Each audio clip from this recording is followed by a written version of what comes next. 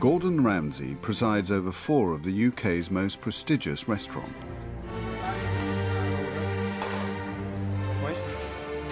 Hey, straighten your bow tie. From the kitchen of his famous Michelin-starred restaurant in Chelsea, he's planning his next conquest, the Connaught Hotel. All the critics are saying it's not broken, why fix it? Well, it is broken, and it needs a breath of fresh air. And there's several critics that have illustrated over the last couple of months that the Connaught's part of British tradition. But it's not British tradition, that's British stodge. But some of the Connaught's rich and famous regulars are appalled at the thought of a Ramsay invasion. For someone like Gordon Ramsay to say, oh yes, well it was, you know, of very little interest to people, is to ignore the fact that only 2 years ago the Connaught was the second highest rated restaurant in our survey after his Gordon Ramsay on Royal Hospital Road. So this was a restaurant which was really satisfying a great number of people to a very large extent. Ignoring his critics, Gordon replaced the old French chef with his protégée, Angela Hartnett. It just is quite daunting. I mean, without sounding too, it's all on my shoulders, but at the end of the day, it is. If this falls, it brings down here, it brings down Marcus at Petrus, it brings down Claridge's. So, you know, there's a lot riding on this one, and sadly Angela's going to have to carry the brunt for that.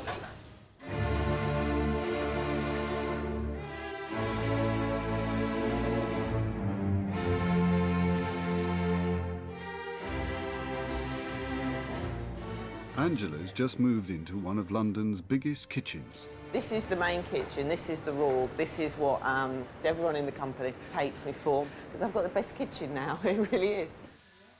Over £1 million is being spent on redesigning the restaurant and refurbishing the kitchen. We've opened it all up, so the pastry right through to the larder, there's one continuous line. So from a chef's point of view, it's brilliant. You actually get to see every single thing that's going on, and that's an essence of Gordon's kitchens, if you like, that is controlled by the chef the whole time. So it's up to me to set the standard and make sure that my cook's following that procedure. And if they don't, then they're not really the cooks I want working for me. I mean, it's the same principles that Gordon and I had to work for him. You know, and believe me, I've got enough rollickins to know, oops, it's not quite what he meant, was it? Right. And Gordon has high expectations for the Connaught and for Angela. The run-up to launching any restaurant at that level is physically tough and mentally draining. And that's what Angela's trying to come to terms with now. It's not so much cooking from the back and her standing on the stove for 16 hours a day. She's got to be everywhere. She's got to be the mother. She's got to be the firm father figure in the kitchen. She's got to be the creator. She's got to be the inspiration. And she's got to be the flair.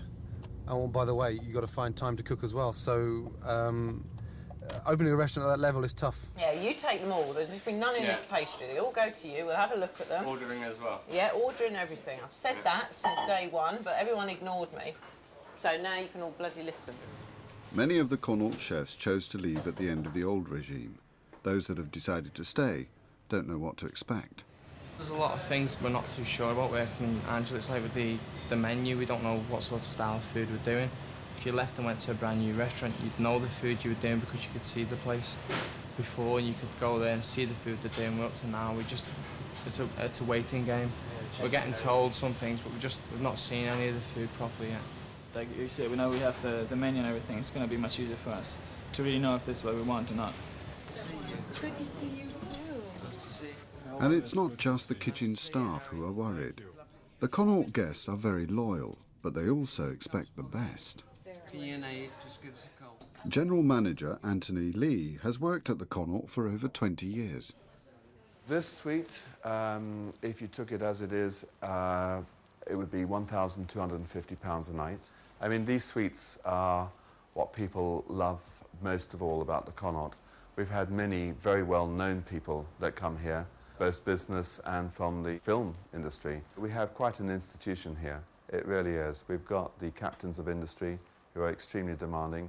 They guard this hotel as their home very jealously, and if something they feel threatens that, they certainly say so in uncertain terms, which is nice, because if they didn't say anything, they wouldn't care. So every day I get phone calls or letters or emails, and I respond accordingly. Dining at the Connaught has changed very little over the last century. It's just this wonderfully anachronistic, couldn't be anywhere else. You can't really be that far from St James's because there's all these clubland dishes on the menu, but there's also these extraordinary sounding dishes from, you know, from the late 1800s. Just a wild and extraordinary combination that should be dead, but isn't. But Blackstone, the company that owned the Connaught, wanted more profits from the restaurant. John Seriali, their restaurant consultant, decided it had to change.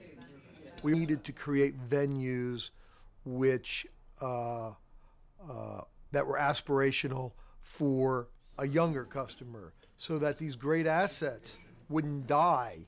I think you need to study your customers, what's happening with the world of food and wine, and then have the courage of your convictions to implement the right plan.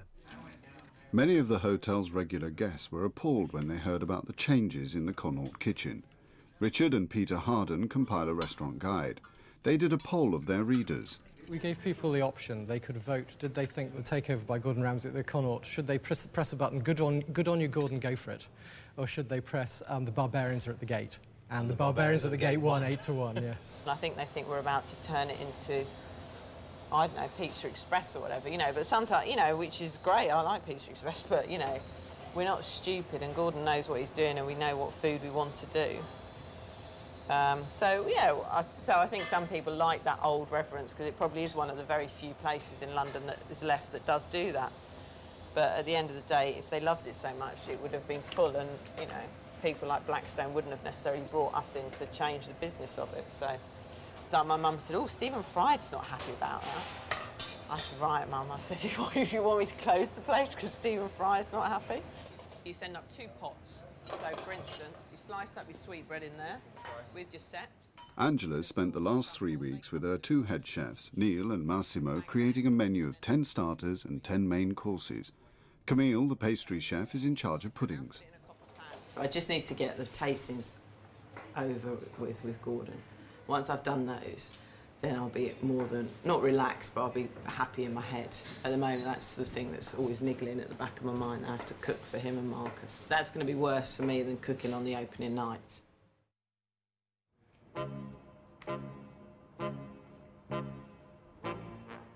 Today's the day she's been dreading, the tasting.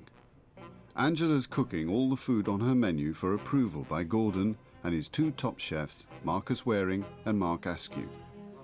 They're basically going to get the feel of exactly what I want to do at menu, what Camille's decided on the desserts and how we want to do a bit of the service. So it's not a case of going Gordon with a big marker pen going, no, I don't want that dish, yes, I want that one. You know, I'll go down afterwards, sit with them, we'll have a chat and, you know, I may leave the country.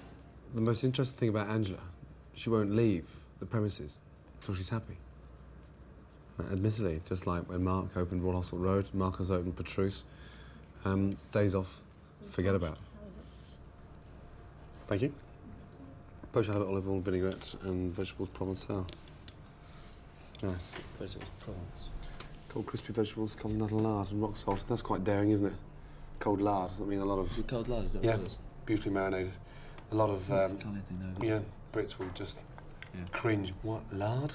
We're eating it? Isn't that what Gary Rhodes put in his hair? I think it lends itself to winter. No. No, but if somebody comes in and wants a crispy vegetable salad and they say, oh, by the way, madam, we've got lard on it, you're off. Undercooked. And, Mark, you said potatoes are slightly bland, watery.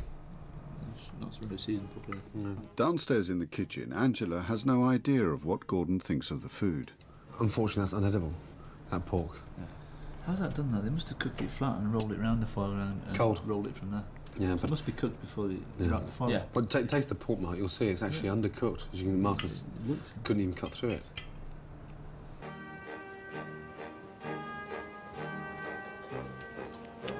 Definitely to blanch that bacon, otherwise we're going to kill it.